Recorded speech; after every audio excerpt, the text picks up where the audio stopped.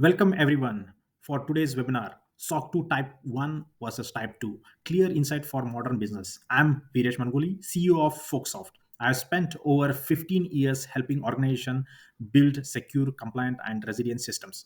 Today, we are diving deep into SOC 2 compliance, specifically the difference between SOC 2 Type 1 and Type 2 reports.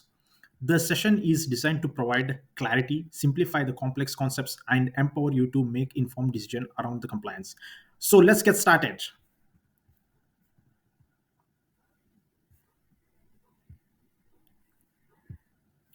Let's begin with basics.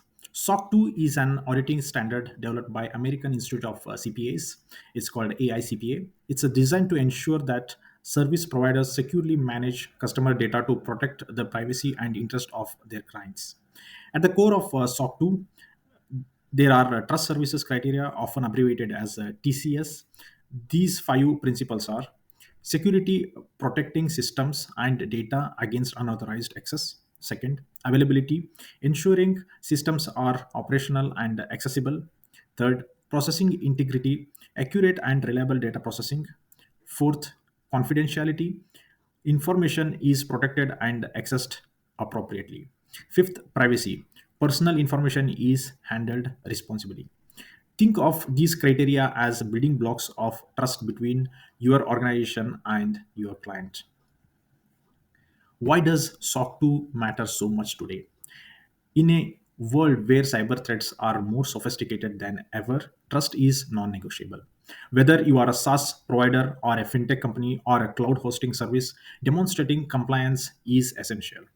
SOC 2 compliance build a trust with your customer, meet regulatory requirements in highly governed industry, reduces risk associated with data breaches, enhance your market reputation as responsible service provider. In short, SOC 2 isn't just about a compliance, it's about business resilience.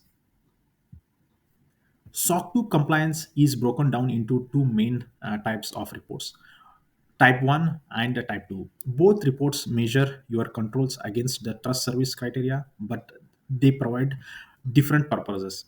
SOC 2 Type 1 evaluates the design of your controls at the specific point in time.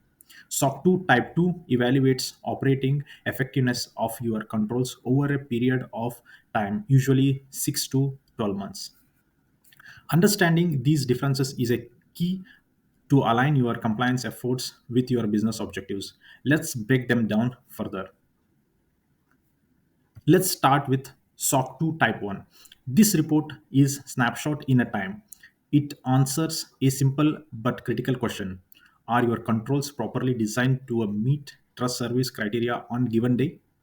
Key features of SOC 2 Type 1.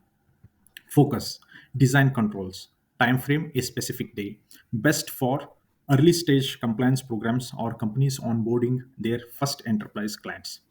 Imagine you are a startup preparing to sign your first major client. SOC 2 Type 1 is a quick way to showcase your commitment to security compliance. However, SOC 2 Type 1 doesn't tell a full story. It doesn't demonstrate how well these controls operate over the time.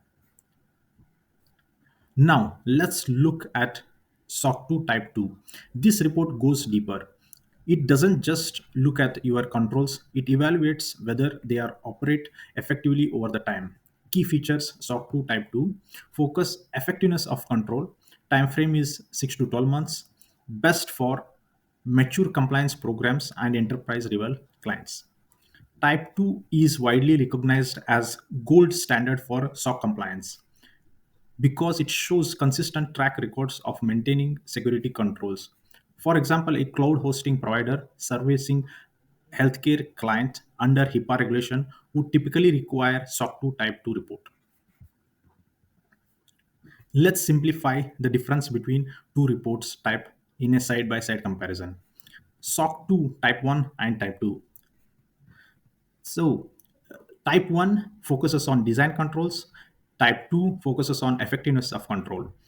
Type 1 is the assessment period is single snapshot. Type 2 assessment period is 6 to 12 months. So, Type 1 have initial validation, Type 2 is ongoing assurance. Type 1 is for early stage and type 2 is for mature compliance programs. So how do you choose between type 1 and type 2? So type 1, if you are beginning of your compliance journey and you need immediate validation of your controls. Choose type 2 if you are targeting enterprise level clients and you want to demonstrate long term credibility for your controls. Common pitfall for SOC 2 compliance.